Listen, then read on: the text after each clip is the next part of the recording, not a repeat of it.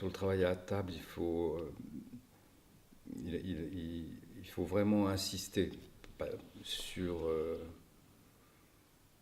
il faut vraiment insister sur justement cet agencement textuel qui est particulier.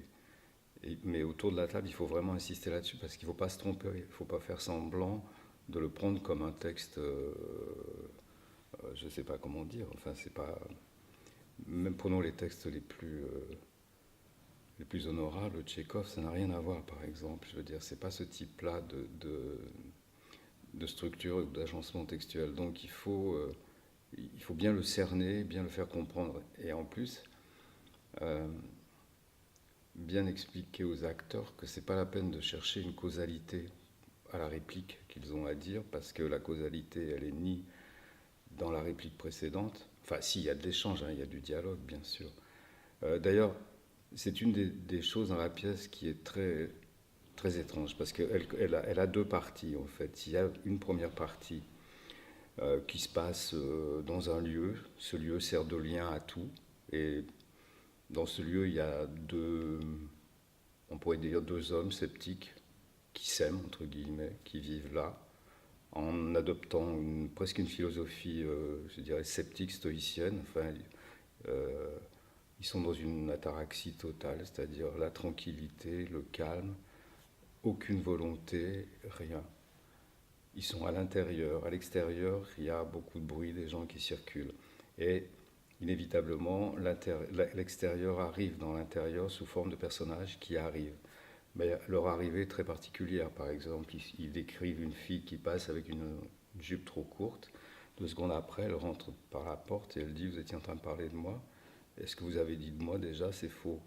Donc voilà, donc ça, c'est la première structure. Alors je passe, hein, il y a le chauffeur de taxi qui devait l'attendre à l'aéroport qui revient. Enfin bon, je passe sur le nombre de personnages qui sont des passants presque, mais qui viennent dans ce lieu, et c'est le lieu qui fait le lien. Ils ont sûrement des relations euh, de couple, ou des histoires de couple, disons. On comprend qu'il y a justement des liens, des imbrications, des choses comme ça entre ces gens, sans même savoir exactement très très précisément de quoi ils retournent.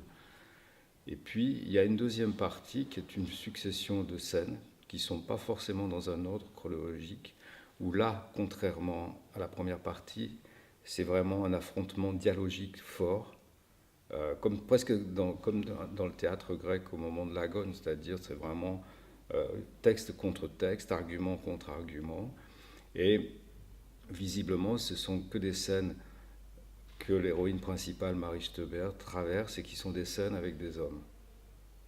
Sauf à la dernière scène où il y a une ou deux scènes qui sont légèrement plus, on va dire, sociales, entre guillemets, qui se passent dans l'entreprise, où où elle est devenue un chef secondaire, comme ça. Mais donc, au bout d'un moment, on comprend très bien, et c'est là que c'est très fort, c'est-à-dire qu'en fait, il y a des, comment on dit, il y a des réseaux entre la première partie et la deuxième qui se forment, ça j'en suis sûr.